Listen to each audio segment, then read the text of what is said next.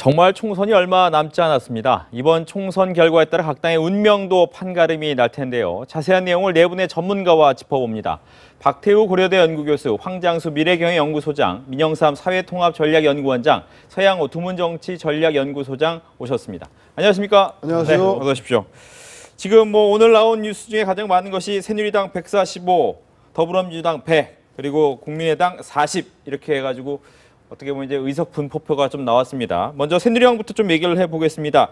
새누리당 145라고 얘기했는데 이 부분이 조금은 적다, 아니면 많다. 어떻게 얘기하는지 우선 간단하게 한 말씀씩만 듣겠습니다. 먼저. 새누리당이 최근에 127석, 135석 그러다가 최근에 이 목표에 비해서는 좀 올렸죠. 근데 그 이전에 뭐 180석, 70석, 그다음에 200석 할 때보다는 줄어들었죠. 네. 새누리당이 이제 현실적인 그 의석수에 접근해 간다 보고 있고요. 뭐 저는 개인적으로 150석 안팎의 의석이 나올 거라고 보고 있는데요. 새누리당이 이제 그런 이 총선이 임박해지니까 이 실질적으로 그 얻을 수 있는 현실에 가깝게 이렇게 목표치에 근사하게 접근해 가고 있다 이렇게 봅니다. 네. 김영삼 원장님. 제가 보기에는 이제 문제는 친여 무소속 한 8명 정도 되는 이재호 은평을의 이재호 후보부터 저기 대구 이쪽에 뭐 유승민, 유성근 이렇게 강세를 보이고 있는 그런 친여 무소속까지 다 포함을 했으면은 네. 너무 적다. 예, 이렇게 되고 그걸 좀 빼더라도 결국에는 150석은 근접하지 않겠느냐. 그래서 저는 친여 무소속까지 합치면은 160석까지 근접할 수 있다라고 저는 봅니다. 예, 두 분 다 이제 어떻게 보면 과반을 넘을 것이다라고 보시는 거고, 박태우 교수님. 그렇습니다. 180석이 어떻게 127석까지 내려오더니 이제 145석 이야기하는데, 근데 사실 수도권의 접전 지역이 70에서 80곳 보는데 122곳 중에서 그거를 이제 뭐 상당히 불확실하죠. 현재 내일하고 모레 이틀 좀 봐야 되는데 그래도 150석은 넘을 거다. 그것이 중론이 왜냐하면 야권 연대가 안 짜여진 게 그게 큰 지금 새누리당한테 큰 득이 되고 있죠. 맞는 얘기입니다. 예, 알겠습니다.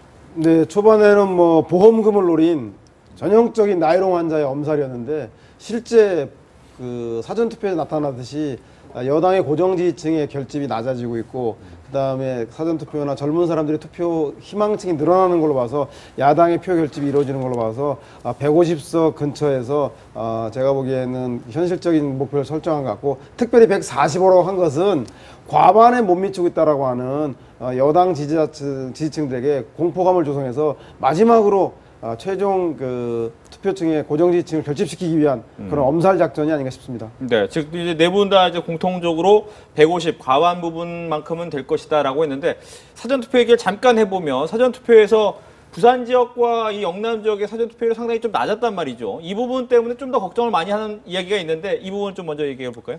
그래서 이번 사전 투표율이 지난번에 그 2014년 지자체 선거 때 11.49보다는 높은 12.19다 이렇게 이야기해서 높아졌다라고 이야기하는데요.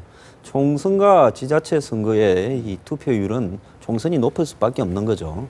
그래서 이번에 이 사전 투표율은 결코 이번에 총선의 투표율이 높지 않을 것이다라는 걸 반영하는데.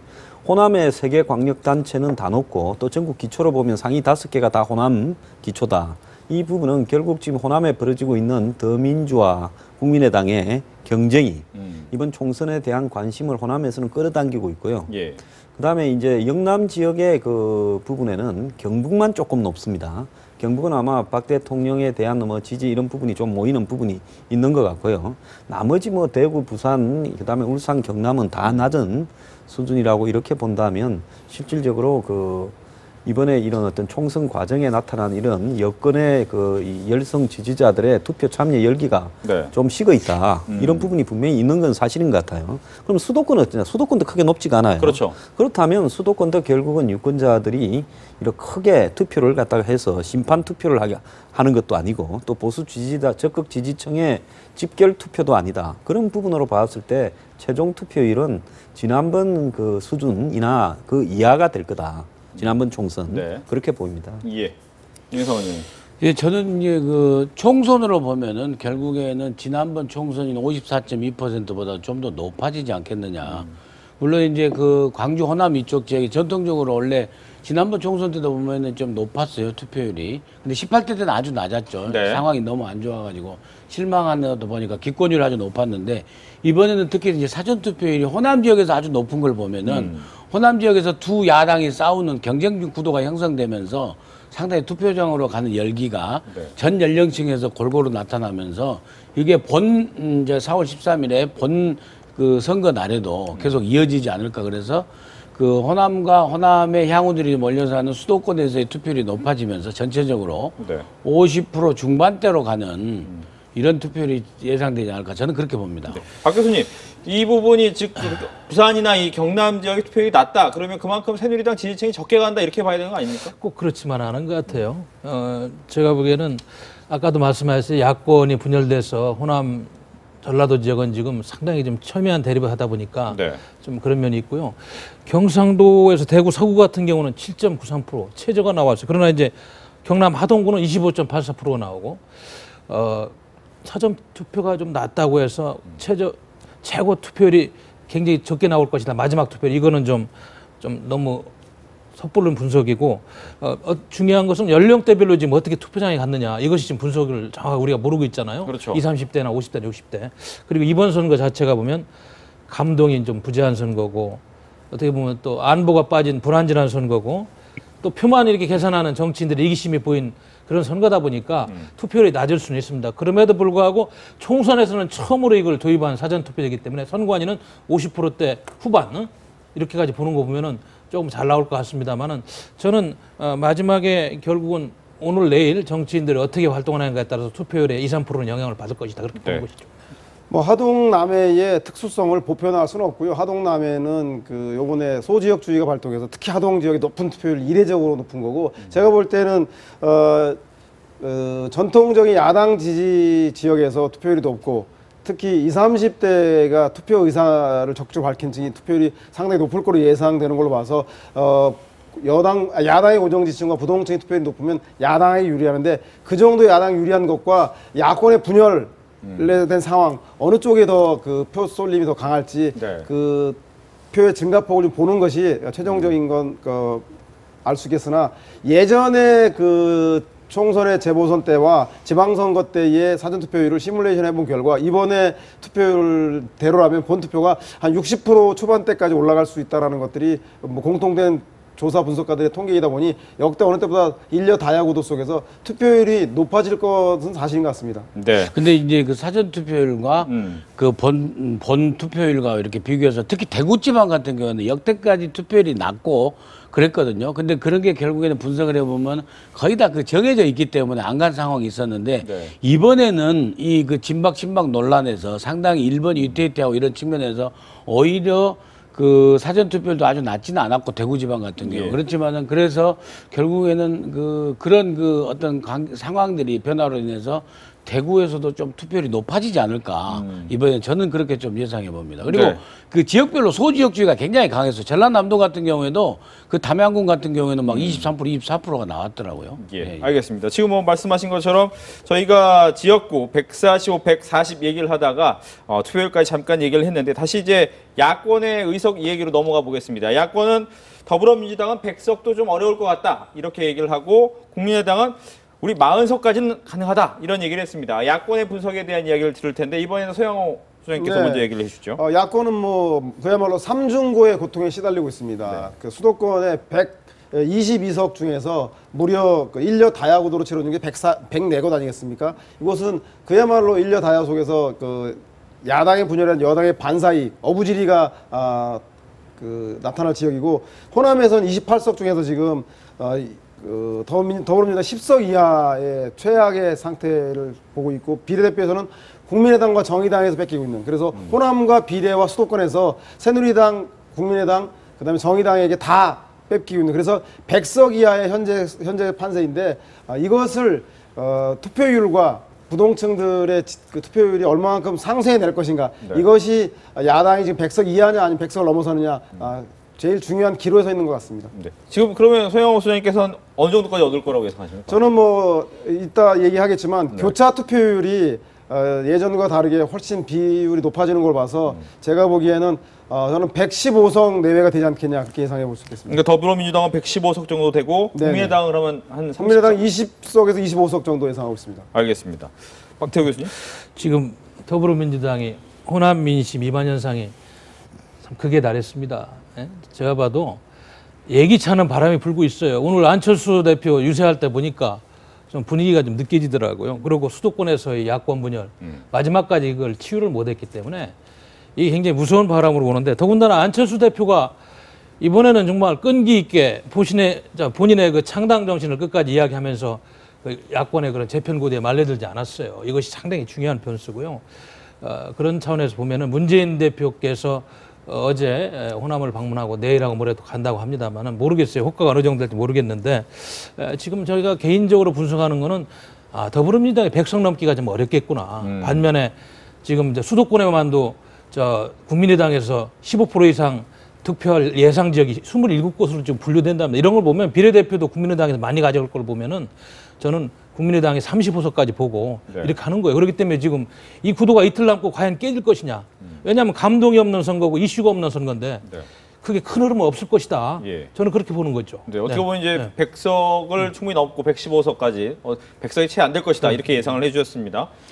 저도 백석에 대해서 좀 비관적으로 이렇게 보는데요. 그래요? 네. 결국에 보면 수도권을 빼고 나서 우리가 역으로 계산을 해볼 경우에 결국에 보통 한 4, 50석은 가지고 와야 수도권에서 5, 60석으로 가면서 110석, 120석까지 이렇게 가는 그런 성과가 나올 텐데 네. 지금 보면 호남에서도 지금 한 10석 내외로 지금 분석되고 있고요. 예. 그다음에 그동안 나름대로 강세였던 충청 지역 27군데 중에서 지금 한 12석 정도를 갖고 있는데 지금 새누리당이나 더불어민주당 공이 새누리당 20석에서 22석을 지금 장담하고 있을 정도로 우세를 보이고 있는 상황 속에서 충청에서도 별 성과가 없고 제주도에서도 3석을 전부 전석을 차지하고 있는데 거기서도 한두 석을 빠지고 강원도 8석에는 좀 갈 것이 없고 그다음에 네. 비례대표도 옛날에 20석에서 10석으로 줄어들고 한 12석 쪽으로 줄어들고 그래서 결국에는 이 그 수도권을 제외한 지역에서 한 30석을 손에 확실히 쥐고 있다. 이제 부산, 경남, 그 김해 갑을 하고 그 다음에 그 대구의 김부겸 의원이랄까 이쪽에서 한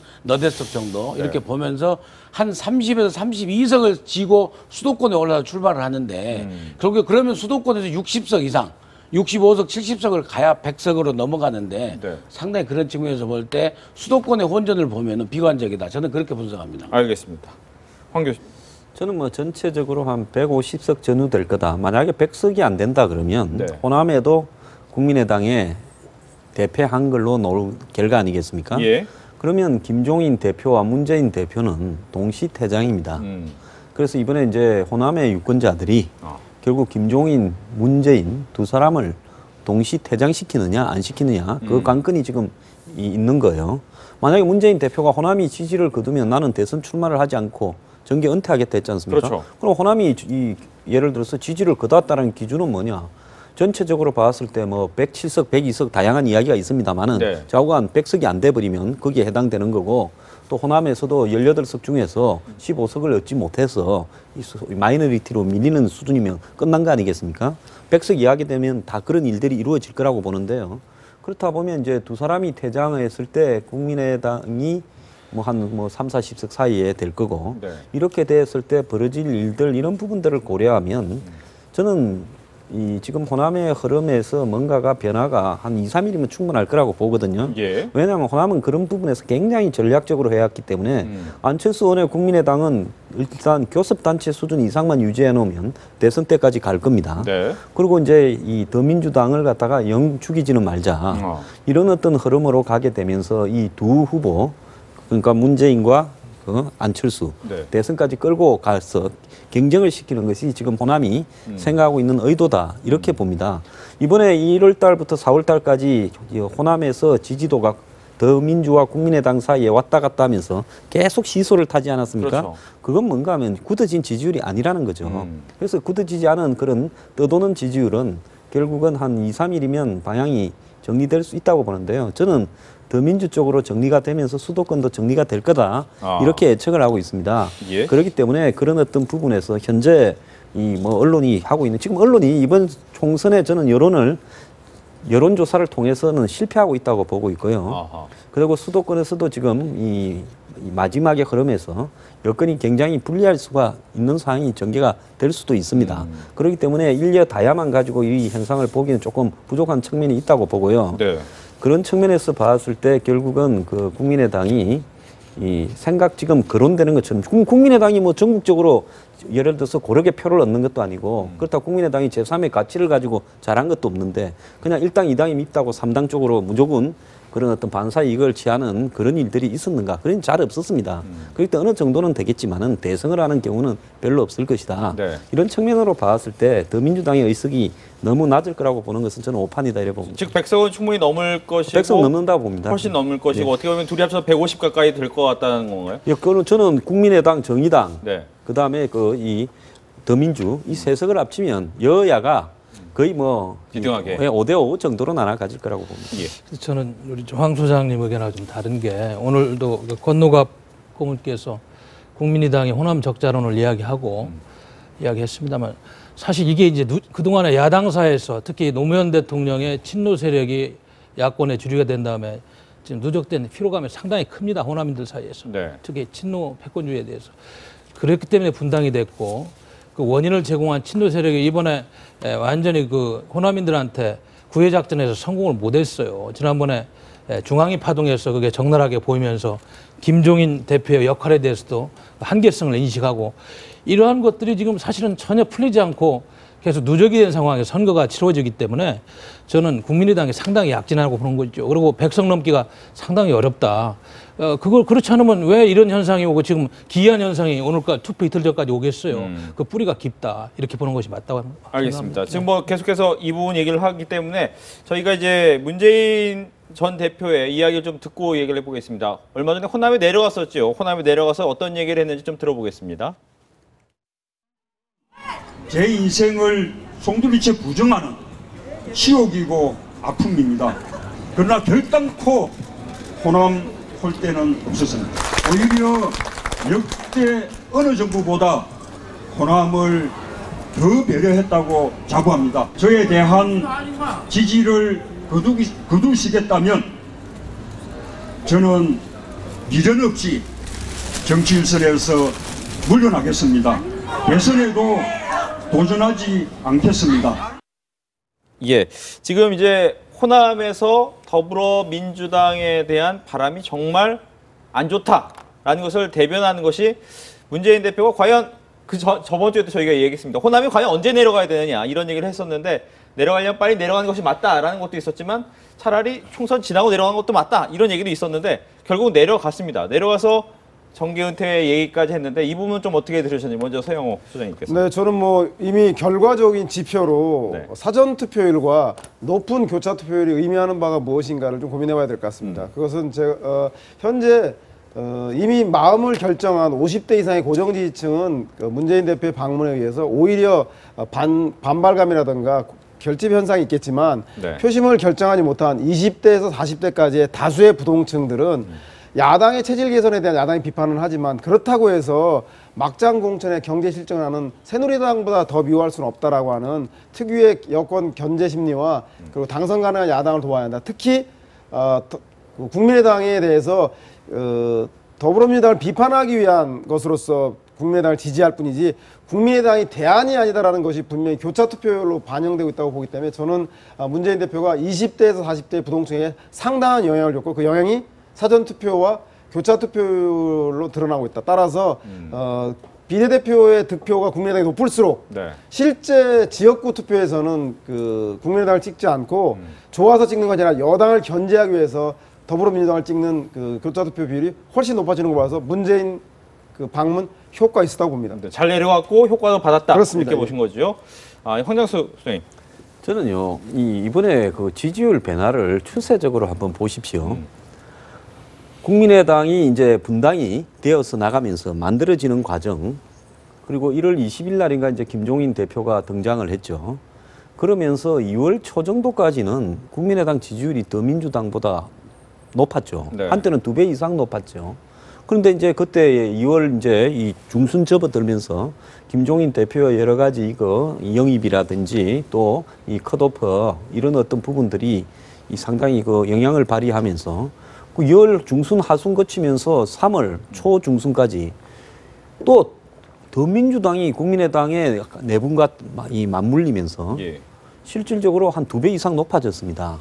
그러다가 3월 20일 날 지금 그 이 비례대표 김종인 대표 그 파문이 생기면서 네. 친노가 실질 주인이다라는 게 이제 이렇게 노출되면서 불과 지금 한 보름 정도 2, 3주 사이에 지금 이런 현상이 벌어지고 있는 부분이거든요.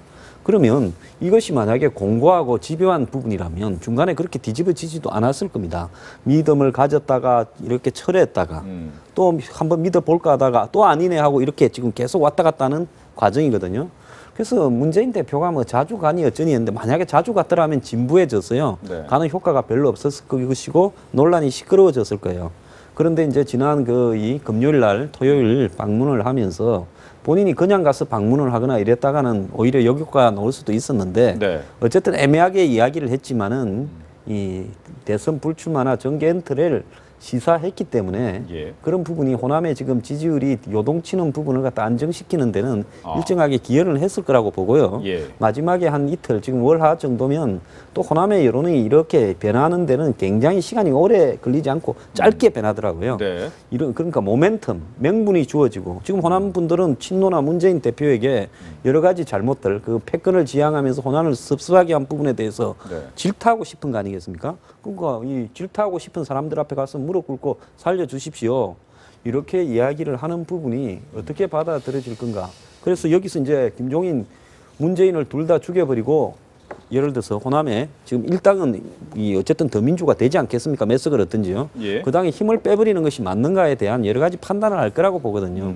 그런 부분이기 때문에 이런 상황이 총선일까지면 또 다른 분위기를 갖다가 바꾸는 과정에 충분한 시간이 될 거다. 예. 저는 제가 여태까지 호남의 움직임을 바라보는 시각은요. 그런 부분에 굉장히 전략적으로 움직이기 때문에 네. 이 부분을 갖다가 너무 확대해서 가다가는 또 총선에 전부 이 잘못 맞추는 일이 생길 수도 있을 것이다. 이렇게 예. 어떻게 보면 두 분 다 이제 비슷한 얘기를 하셨어요. 민영선 원장님. 지금 이제 문재인 대표에 대한 그 어떤 실망이랄까 이런 건 결국에는 수권 능력을 보여주지 못한다. 특히 문재인 대표가 유력한 대권 후보로서 친노 패권의 수장이 돼가지고 네. 결국에 야권 전체를 다 아우르지 못하는 그런 한계를 알게 됐다. 그걸 극명하게 드러난 게 바로 지난번에 중앙위 파동. 그리고 나중에 보니까는 결국에 지역구 공천에 돼 있던 한 70% 이상이 도로 친노 친문 인사더라. 라고 해서 결론적으로 도로 친노당이 된 이 더불어민주당의 모습에 대해서 저 상태로는 도저히 수권 능력을 갖추지 못했다고 판단하는 거고 그 대표로서 문재인 대표의 대체할 인물을 찾아버린 거예요. 예. 그게 당내에서는 안철수고 정동영이고 당 밖에는 박원순 시장이고 손학규 전 대표고 그 대체 인물을 찾았기 때문에 그 지지를 처리한 거거든요. 그러면은 이 부분을 가 내가 스권 능력이 있다. 나는 친노의 수장이 아니다. 야권 전체의 유력한 대선 후보자임을 가서 설명을 해야 되는데 네. 그 부분은 하나도 설명하지 않고 탓을 갖다가 국민의당의 분열로 돌리고 안철수 당으로 돌리고 이렇게 하는 거예요. 그리고 그러면서 박지원 의원이 또 지적을 했지만은 이 상습적인 그 불출마 선언하고 퇴진하겠다는 얘기인데요. 지난 2015년 28 전당대회 때 문재인 대표가 뭐라고 얘기하시는지 아십니까? 본인이 당대표가 돼서 당을 못 살리면 물러나겠다고 했어요. 그 다음에도 2번 더 물러났다고 했습니다. 총선에도 역할이 없으면 깨끗이 물러났다고 했어요. 그런데 김종인 대표가 계셔서 하고 있는데도 본인이 실제 주인으로 다시 나타나다 이미 지금 이 더불어민주당에는 김종인 대표가 이제 없지 않습니까? 이를테면은. 하여튼 그래 다시 말씀드리면은 그런 어떤 근본적으로 도로 친노당이 돼서 수권 능력을 보여주지 못하는 것에 대한 해명이 없기 때문에 네. 이번 문재인 대표의 방문은 이게 광주 방문은 크게 호남 민심을 잡는데 효과가 없을 것이다. 네. 저는 그렇게 분석합니다. 예. 박대 교수님. 저는 조금 좀 이렇게 우리 선거 전략이 하루 이틀 사이에 이렇게 무슨 택틱이라든지 말이죠. 수법을 가지고 되는 그런 순간이 아니다. 왜냐하면 지금 이거는 조금 흐름이 깊습니다. 역사의 흐름이라고 보는 거죠, 저는. 아까도 우리 민 원장님 말씀하셨듯이 지금 야당의 체질 개선이 없이 수권이 안 된다는 것이 호남민들의 지금 분석입니다. 그럼 이번에 그 수술이 안 된 상황에서 표를 또 줄 것이냐. 이건 아니라는 거죠. 물론 안철수가 믿음직스럽지 못하고 박원순 시장이라든지 천정배 씨가 100%는 아니지만은 그래도 기댈 언덕이 되고 있기 때문에 지금 흐름이 가고 있다. 이렇게 보는 거예요. 그리고 지난번에 테러 방지법 처리 전국에서 보여준 필리버스터링 하면서 보여준 거기에 대해서 대다수 국민들이 상당히 실망을 했어요. 나라의 안보 문제를 그렇게 과거처럼 이용해가지고 말이죠. 박근혜 대통령이 개성공단을 닫을 때 얼마나 고뇌를 하고 우방국들하고 상의해가지고 국가 이익을 기반해서 닫았겠어요. 무조건 비판하고 말이죠. 전쟁하는 것이냐 이런 식으로 접근을 하고 이런 거에 대해서 국민의 피로감이 굉장히 큰 거예요. 이 흐름이 굉장히 굵고 야당이 이제 기로에 서 있다. 이걸 다시 무슨 수법으로 덮고 몇 마디로 절한다고 바뀔 그런 게 아니다. 한국 야당의 발전을 위해서도 안 되는 것이다. 그래서 저는 이번에 이건 야당의 실수라는 그런 단순한 그런 표피적인 것보다는 하나 야당사의 흐름이고 이전에 대한민국의 야당의 건전한 새로운 판이 짜이는 이런 순간에서 민심이 이동하고 있다. 여기에 호남 민심도 흐름에 동참하고 있는 것이다. 네. 이렇게 보는 겁니다. 아니 호남 민심 얘기하는데 전체 국민 여론 얘기하는 거 좀 어불성설인 것 같고 호남 민심 그런 거 아니겠습니까? 빈대 잡자고 초가삼간 태울 거냐. 아무리 문재인 더불어민주당이 밉다고 하기로서니 예. 막장 공천에 경제 무능한 새누리당보다 더 미울 소냐. 따라서 비판을 어느 정도 해야지 몽둥해야 돼서 야당을 실신 상태까지 만든 건 아닌가라고 하는 그 고민의 반영이 저는 사전 투표율의 높은 투표율과 교차 투표율로 나타나기 때문에 그런 지표와 객관적인 수치를 가지고 판단해 볼 때 그 야당에서의 저는 그 현재에서 그 호남에서의 야당 지지에 대해서 지지를 완전히 철회해서 더불어민주당에 대한 비판은 아닌 것 같고 저는 그 야당이 변화된 그 예전에 김대중 대통령 시절에 호남과 운동권이라고 하는 그 좁은 틀에서 한 걸음도 확장하지 못한 문재인에 대해서는 비판하나 그렇다고 해서 그 비판 자체가 야당을 반대하는 데까지 나아가고 있지는 아니다. 이것이 좀 광주 호남 민심의 본질이라고 봅니다. 네. 저는 안보 문제에 대해서 뭐 국민의당이나 더민주당이나 지금 다를 바가 있어요. 솔직히 뭐 개성공단 문 닫는 문제라든지 햇볕 정책은 국민의당이 DJ에 그 노선을 개성하겠다 그러면서 박지원, 건노갑 이런 분들이 거기 다 있지 않습니까? 예. 그래서 국민의당이 뭐 안보를 더 잘하고 예를 들어서 더민주당이 뭐 안보를 더 뭐 둘이 비슷비슷하죠. 저는 뭐 그 부분에 대해서는 박태우 교수와 입장이 비슷하게 생각을 하는데 그렇다도 한국의 야권 지지자들은 어쨌거나 안보 문제에 대해서는 별 신경을 안 쓰고 네. 자신들이 그 지지하는 정당을 고르는 부분이 있기 때문에 뭐 보수청에서 그 이야기 아무리 해봤자 아직까지는 먹혀들지 않는 그런 구도가 되어 있습니다. 예. 자, 여기서 이제 중요한 부분은요. 막장 공천은 거의 3당이 다 했죠. 그러지 않습니까? 국민의당도 뭐 자기 당을 갖다가 만들어 놓고 단일화 해야 되냐 안 해야 되냐부터 시작해서 공천 받기 어려우니까 나간 분들이 거기 가서 현역으로 또 대부분 공천 다 받았고 그래서 공천을 가지고 뭐 막장 공천이 있냐 없냐 해서 이번에 어쨌든 세 당이 다 욕먹을 일은 비슷하게 했는데요. 네. 여기서 하나 좀 눈여겨봐야 될 부분은 국민의당이 적어도 예를 들어서 전국적인 정당을 지향해 가는 방향을 아무리 어렵더라도 만들어 갔어야 된다는 겁니다. 지금 한번 보십시오. 영남에서 국민의당이 후보를 제대로 냈습니까? 후보가요 절반쯤밖에 안 냈을 거예요. 예. 절반도 지금 안 안철수 의원 얘기 조금 있다가 다시 예, 아니 그러니까 계속, 네. 제가 지금 이 더민주와 국민의당의 이야기를 하는 겁니다. 그리고 국민의당이 충청권에서 당선이 유력한 사람이 있습니까? 강원에서 있습니까? 제주에서 있습니까? 수도권에도 지금 안철수 의원 지금 혼자 접근해 있지 않습니까? 네. 당선권에. 이런 상황이 있기 때문에 이것이 야당이 만약에 안철수 의원이 한 45석대가 대성공을 하고 그다음에 더민주가 아마 떨어져 가지고 한 70석, 80석 되고 이렇게 만들어 놨을 때 이것이 어떻게 대선까지 가는데 받아들여질 거냐에 대해서 예. 호남 분들이나 또 야당의 골수 핵심 지지층이 굉장히 전략적으로 판단할 거다라는 것이 제 생각입니다. 한 말씀만 드리면요. 이게 또 특히 더불어민주당이 네. 김종인 대표 중심, 문재인 전 대표는 양산에 내려가서 더불어민주당이 결국에는 호남 민심을 이번 선거 과정에서 호남 민심을 잡지 못한 전략의 미수 중에 하나가 또 뭐냐면은요. 국민의당을 인정하지 않은 거예요.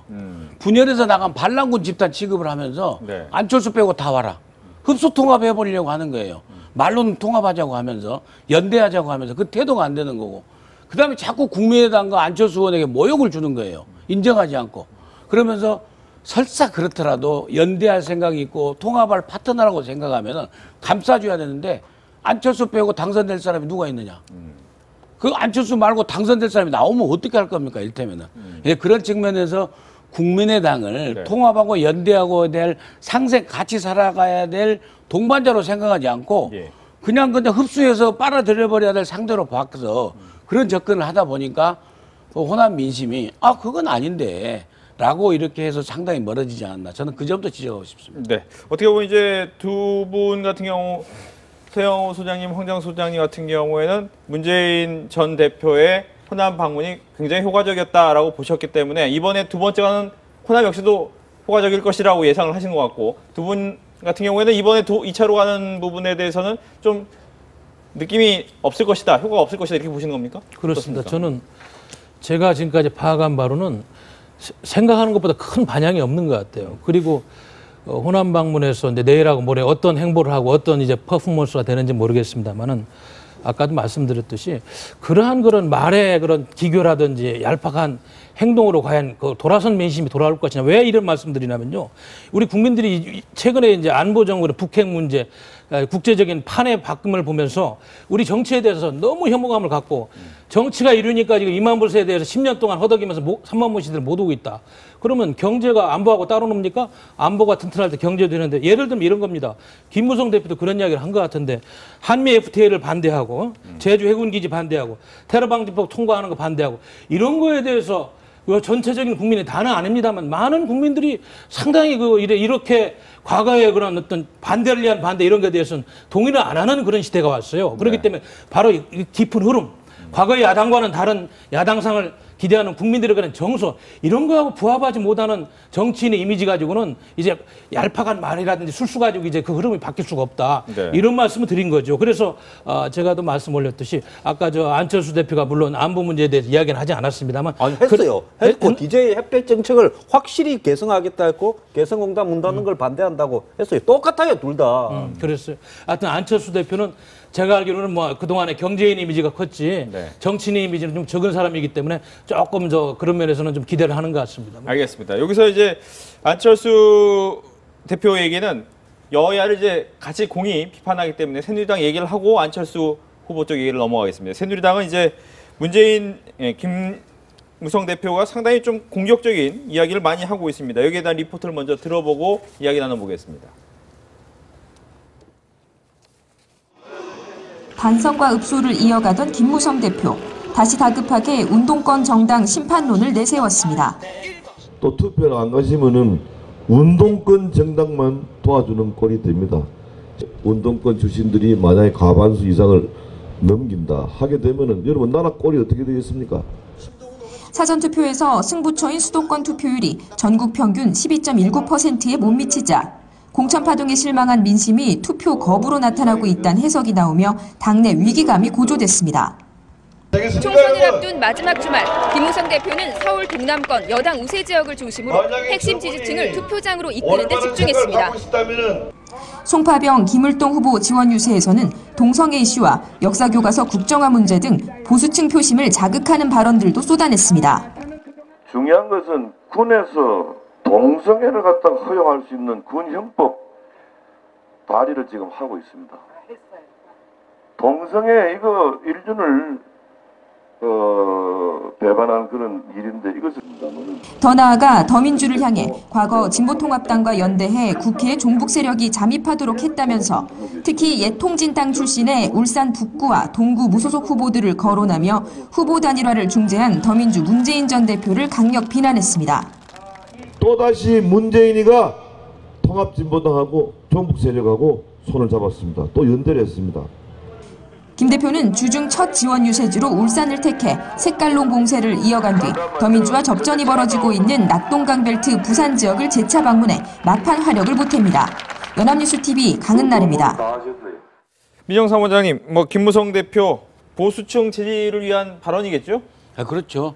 결국에는 이제 그 고정 지지층, 흔히 말하는 이제 집토끼를 먼저 결집시켜야 되는 게 막판에 갈수록 굉장히 중요하기 때문에 네. 그 보수층, 보수 성향의 고정 지지층을 직결하기 위해서 아주 일정도 동선도 동선이지만은 이게 말하는 메시지 전달도 아주 강력한 그 메시지를 갖다 동원해서 이렇게 얘기하는 중에서 이제 가끔씩 좀 오버하는 듯한 말 실수도 나오고 또 막말 이런 비슷한 것도 나오고 하는데 집권 여당의 그 대표로서 그 총선거를 이끌고 있는 이런 상황 속에서 굉장히 조심해야 될 부분이다. 그렇지만은 아무튼 보수 성향의 집권 여기 새누리당으로서는 충분히 이번에 통진당 출신의 새누리당 거기 무소속 후보에서 문재인 대표가 나서서 그 울산에서 두 후보하고 연대를 해줘가지고 그 후보가 지금 강세를 보이고 네. 있는 상황 속에서는 저렇게 충분히 지적할 만하다. 보수 성향 이층에서는 예. 그렇게 지적하고 싶대요. 이 부분이 효과는 있겠습니까? 저는요, 김무성 대표가 안보를 그렇게 생각을 한다 그러면 이원 집정부제 개헌을 갖다가 하는 세력들은 나쁜 세력이다. 솔직히 말하면 안보가 이원 집정부제 개헌이 되면 가장 흐트러질 수 있습니다. 그러면 본인은 지금 야당을 끌어들여가지고 만약에 가능했으면 개헌을 시도했을 거 아닙니까? 하려고도 했잖아요. 그럼 그런 줄 모르고 그렇게 이야기했을까? 운동권 정당을 끌어들여가지고 이원 집정부제 개헌을 해서 안보를 갖다 위태롭게 하려고 했는가? 이런 부분으로 봤을 때요. 김무성 대표가 이제 개헌에 대해서 어떻게 생각하는가에 대한 이야기도 총선에서 제대로 하고 해야 되는 거 아닌가 이런 생각이 들고요. 왜냐하면 이 논리적으로 앞뒤가 맞아야 되니까 말을 하자면요. 더 나아가서 이제 안보 문제에 대해서 새누리당이 왜 이번에 개성공단 문제나 북한의 핵과 미사일 네. 이런 문제에 대해서 공세적으로 좀 이렇게 해도 될 건데 그런 문제를 가지고 각종 이 북풍 이용이다 이런 이야기는 못 할 거 아닙니까? 벌어지고 있는 일이고 북한이 지금도 위협을 하니까요. 그런 부분들을 제대로 이렇게 이 총선 이슈나 아젠다로 만들지 못하다가 마지막에 종북 이렇게만 끌어들이니까 현재 개성공단 문제나 이런 문제들이 전혀 이슈가 안 되고 저건 옛날부터 해오던 소리처럼 들리지 않습니까? 왜 그러는지 저는 이해를 못 하겠어요. 차라리 어떻게 보면 이제 훨씬 더 강력하게 북한의 현재 눈앞에 행태를 떨어져 있는 얘기할 이슈. 필요가 당장 있다. 총선만 끝나면 북한이 네. 저는 도발을 할 거라고 구체적인 도발을 해나갈 거라고 보고 있습니다. 총선 때문에 참고 있지요.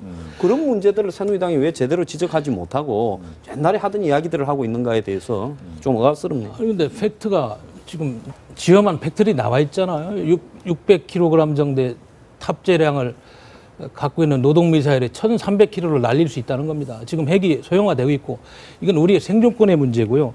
사실은 지금 우리가 안보 문제를 안 다뤄서 그렇지 표가 안 된다고 정치인들이 피하는 이거 비겁한 거예요. 이러면 안 됩니다. 얼마나 중요한 문제인데요. 지금 미국 조야라든지 대한한반도 문제 전문가들이 하는 이야기를 들어보면 정말 잠이 안 올 정도예요. 정치인들이 이렇게 하면 안 됩니다. 안보 문제. 정말 화가 나고요, 저는요.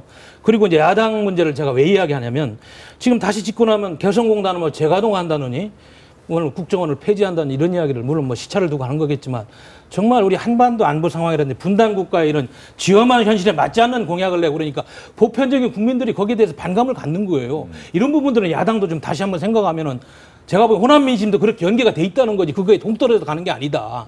저는 그래서 그런 말씀 드리는 거죠. 안보 주장도 때와 장소를 가려야 될 거고 지금은 그 새누리당의 저런 그 강경한 이념 공세에 대한 얘기를 하는 질문이니까 그 답변하자면 야당의 분열에는 반사이익을 노리기 위한 철저한 선거 전략에 기초한 방식이죠. 왜냐하면 만약에 부동층이 중요한 여야가 1대1 구도라고 한다면 51%의 득표를 위해서 부동층이 되게 중요할 겁니다. 그러면 박근혜 대통령 공약처럼 경제 민주화니 영유아 보육을 국가가 책임지게 했더니 그리고 또 노인연금을 20만 원씩 일괄 지급하겠더니 이런 하다못해 거짓말이라도 민생에 대한 공약들을 해나갈 텐데 지금은 그런 그 부동층보다는 고정지지층인 35%에 40%만 그 획득을 하고 당선이 가능하기 때문에 두 가지 전략을 쓰는 거죠. 하나는 영남과 고정지지층에 대해서는 읍소와 사과 전략으로 동정표를 호소하는 거고 또 하나는 야당에 대해서는 원색적인 이념과 진영 놀이를 통해서 여야의 열성 지지층만 이 선거에 결집하도록 그래서 여당의 고정지지층은 35에 40, 야당은 25에서 30을 넘지 못하기 때문에 따라서 부동층들은 여야의 정치 막말 싸움 속에서 투표하지 말고 정치판에서 멀리 가라. 철저하게 고정지층만을 결집을 위한 야권 분열의 반사익을 노리는 여당의 전형적인 선거 전략이 이념주의, 그다음에 색깔 공세, 그리고 진영 논리에 기초한 선거운동 전략을 할 수 있겠습니다. 그런데 잠깐만 이야기 굉장히 중요한 말이죠. 그런 문제에서 새누리당이 사실은 안보 문제를 제대로 이슈로 제기도 못하고 있다는 겁니다. 이번 총선에서 양대 미스터리가요. 네. 야당이 왜 경제 문제를 갖다가 이슈화를 제대로 못하고 있느냐. 또 여당이 왜 안보 위기인데 안보 문제를 제대로 못하고 있냐 논리적으로. 예. 이 문제가 굉장히 저는 미스터리한 일이라고. 왜 못한다고 생각하시는 겁니까? 둘 다요. 솔직히 말하면 공천 휴의증에서 벗어나지를 못해가 집구석 싸움하다가 바빠가지고 네. 그 문제를 제기할 수 있는 논리적인 시간을 놓친 다음에 바로 그냥 총선 등록에 들어가니까 네. 이제 후보 등록하고 선거운동이 시작되는 사이에 한마디로 집중을 안 했기 때문에 그 포인트를 가지고 제대로 상대방을 꼬집는 준비가 안 돼 있어서 놓쳐버린 거죠. 아, 근데 예를 들면 야권 같은 경우에는 경제민주화에 김종인 대표를 데리고 오지 않았습니까? 그러니까 김종인 대표를 데려왔으면 네. 김종인 대표를 충분히 활용해야 되는데 야당이 잘못한 것은 김종인 대표가 힘이 있어야 활용이 되는데 네. 지난번에 비례대표 파동에서 힘이 빠져버렸어요. 이제는 김종인 대표의 어떠한 워딩도 본인의 카리스마가 무너진 상태에서는 힘을 쓰지 못하게 될 거고 예. 그다음에 여권에서는 누구도 안보를 가지고 이야기할 만한 간판이 제대로 없어요. 이런 어떤 일들이 벌어지게 되면서 서로 간에 자기의 이 칼날을 가지고 상대를 공격하는 부분에 대해서 이 시기상실을 해버린 거죠. 확실히 그런 점이 있는 것 같아요. 네. 결국에는 이제 그 각 당이 특히나 그 새누리당과 그 더불어민주당이 집안 싸움에서 골몰하다가 보니까는 완전히 주요 아젠다를 놓쳐버리고 예. 특히 이제 또 다른 측면에서 경제민주화로 보면서 첫 번째는 김종인 대표를 모셔와서 잘 한다 싶었는데 새누리당에서 이 경제 활성화를 내세우는 강봉균 의원을 갖다 영입함으로써 굉장히 방어를 잘한 측면이 있고요.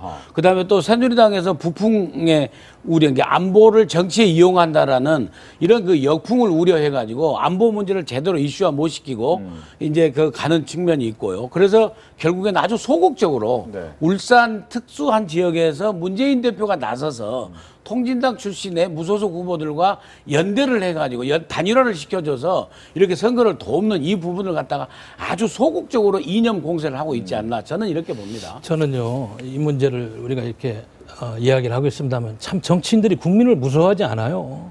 역사를 잊어먹고 있고 지금 새누리당 공약집 180개 공약 중에서 안보 공약은 7개인데 재탕한 거고요. 더불어민주당은 151개 중에서 7개만 안보 공약. 이런 나라가 어디 있어요? 분단 국가에서. 이거 정말 화나는 부분이고요.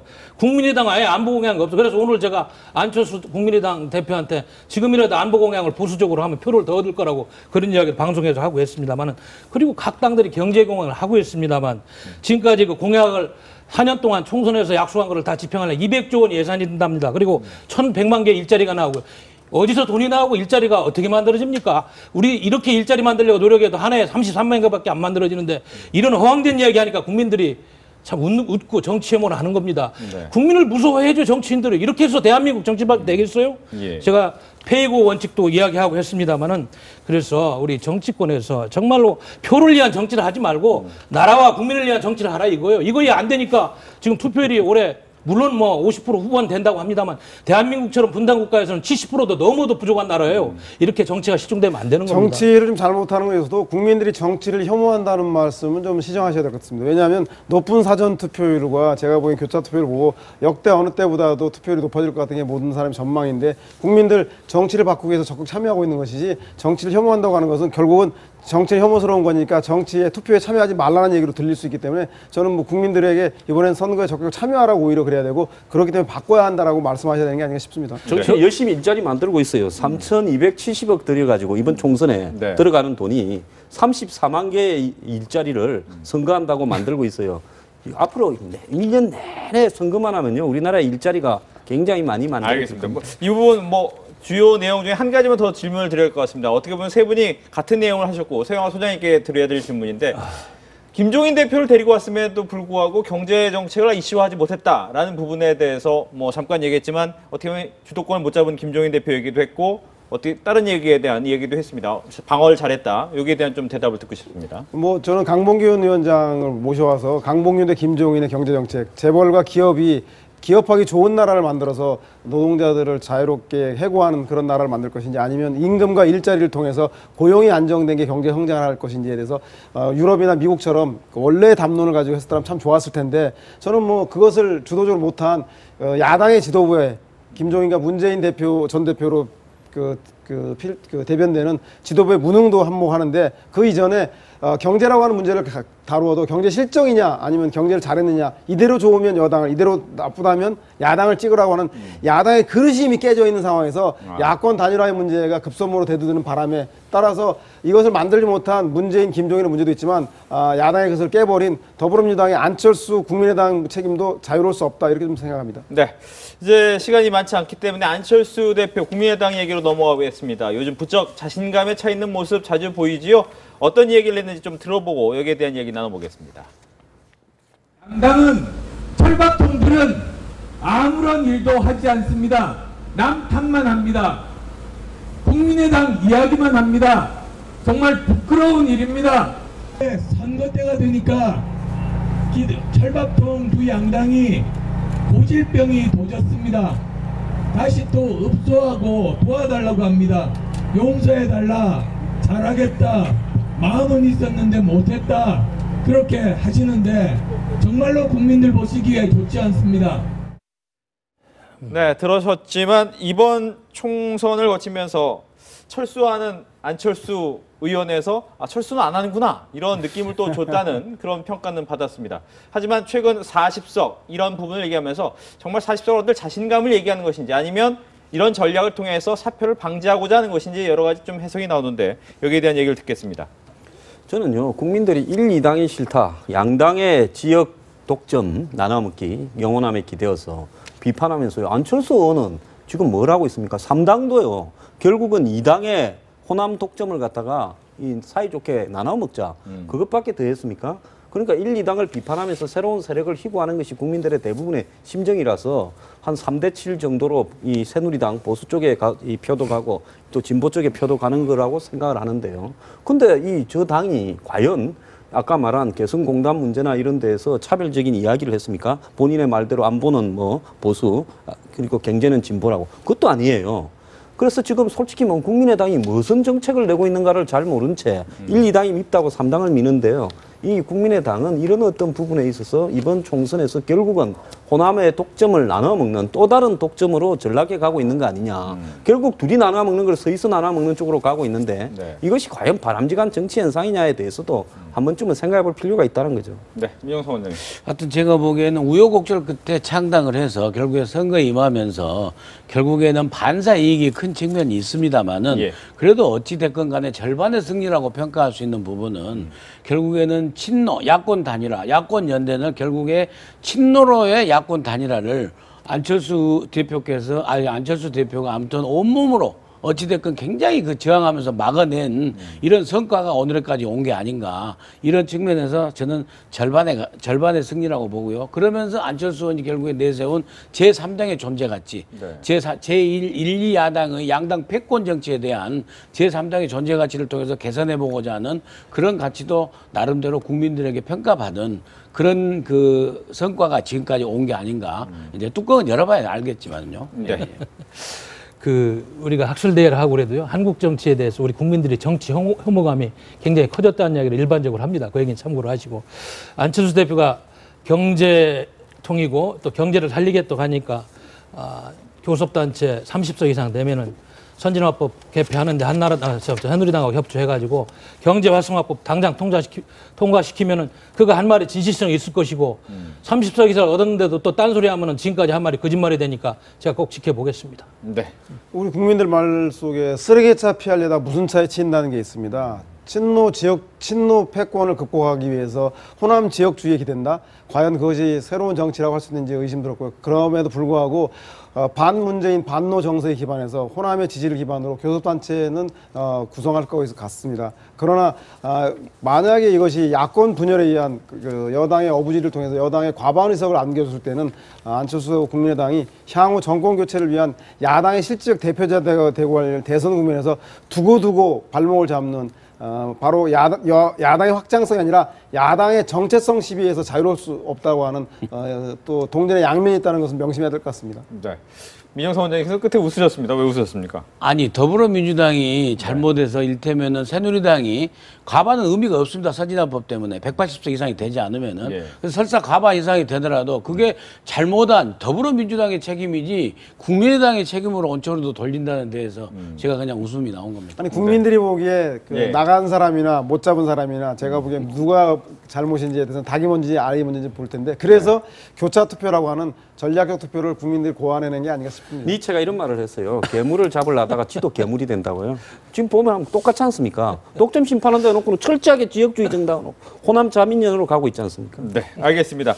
저희는 이제 3일 뒤에 있는 총선이 끝나고 나서 이제 뵙고 어떤 얘기가 있을지를 좀 지켜봐야 될 것 같습니다. 네 분의 전문가와 함께 총선 막판 전략을 이야기해봤습니다. 오늘 얘기 잘 들었습니다. 네, 준비된 내용 여기까지입니다. 다음 주 시간에 다시 찾아뵙겠습니다. 시청해주셔서 감사합니다.